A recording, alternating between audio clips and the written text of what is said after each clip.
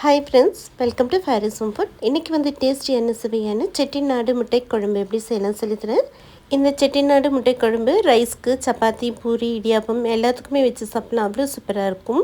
காய்கறி இல்லாத நேரத்தில் டக்குன்னு இந்த 5-6 முட்டையை போட்டுட்டு நல்லா கறி குழம்பு சுவையில் இந்த செட்டிநாடு முட்டை குழம்பு செஞ்சிங்கன்னா அவ்வளோ சூப்பராக இருக்கும். வாங்க இந்த டேஸ்டியான செட்டிநாடு முட்டை குழம்பு எப்படி செய்யலாம்னு சொல்லித்தரேன். வீடியோக்குள்ளே போய் பார்க்கலாம். வீடியோக்குள்ளே போய் பார்க்குறதுக்கு முன்னாடி நம்மளுடைய சேனலில் சப்ஸ்கிரைப் பண்ணாதவங்க சப்ஸ்கிரைப் பண்ணிடலாமே. தேங்க்யூ.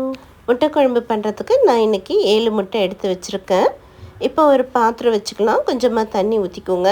நான் இன்றைக்கி 7 முட்டை போட்டு வேக வச்சுக்கிறேன். உங்களுக்கு எவ்வளோ முட்டை தேவையோ அந்த அளவுக்கு நீங்கள் முட்டை வேக வச்சு எடுத்துக்கோங்க.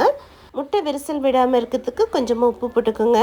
நல்லா வேக வச்சுட்டு தோல் எடுத்து வச்சுக்கோங்க. அதுக்குள்ளே இந்த முட்டை குழம்புக்கு ஒரு மசாலா பவுடர் பண்ணிக்கலாம்.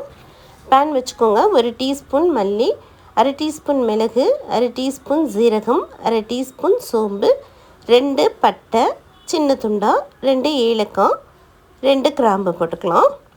இது கூடவே ஒரு பிரியாணி இலையும் போட்டுக்கலாம். காரத்துக்கு 1/2 காஞ்ச மிளகாய் போட்டுக்கோங்க. 1/2 கப் துருவின தேங்காயும் போட்டுக்கலாம். போட்டுட்டு நல்லா வறுத்துக்கோங்க. நான் எங்கெல்லாம் காரம் போடுறேனோ அங்கெல்லாம் உங்களுக்கு ஏற்ற காரம் நீங்கள் போட்டுக்கோங்க. 1 டீஸ்பூன் கசகசா போட்டுக்கலாம்.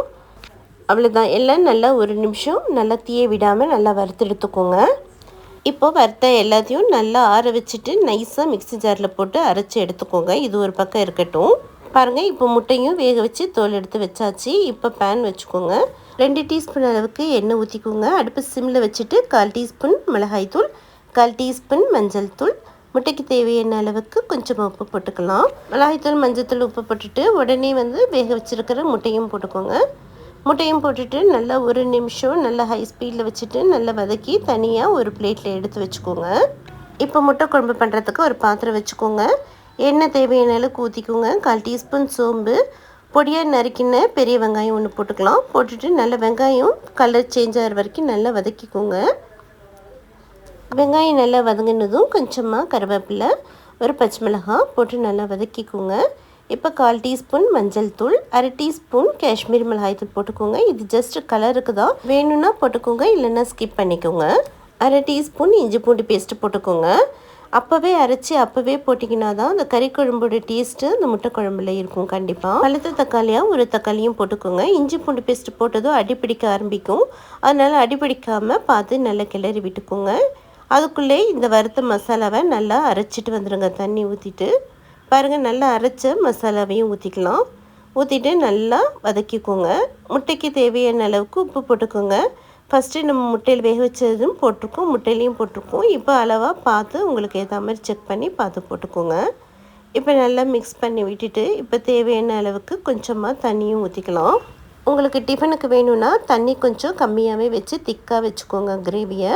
உங்களுக்கு சாதத்துக்கு வேணும்னா இன்னும் கொஞ்சம் எக்ஸ்ட்ரா தண்ணி ஊற்றிக்கோங்க. அவ்வளோதான். இப்போ அடுப்பை கம்ப்ளீட்டாக சிம்மில் வச்சுட்டு 5 மினிட்ஸ் மூடி போட்டு விட்டுருங்க. மசாலா வாசனை போகட்டும்.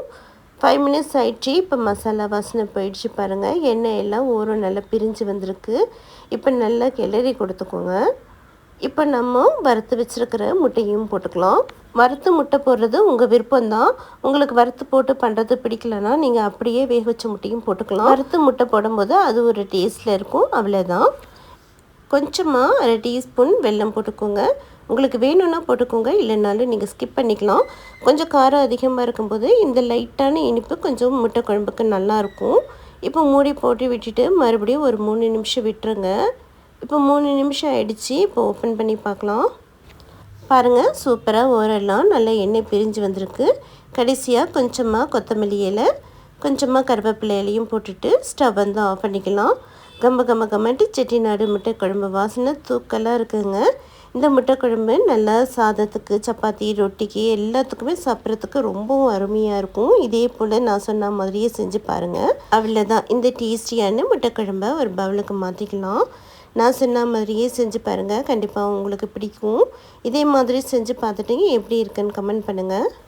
இந்த வீடியோ பிடிச்சிருந்ததுன்னா லைக் பண்ணுங்கள், ஷேர் பண்ணுங்கள், சப்ஸ்கிரைப் பண்ணுங்கள். தேங்க்யூ ஃபார் வாட்சிங். பாய்.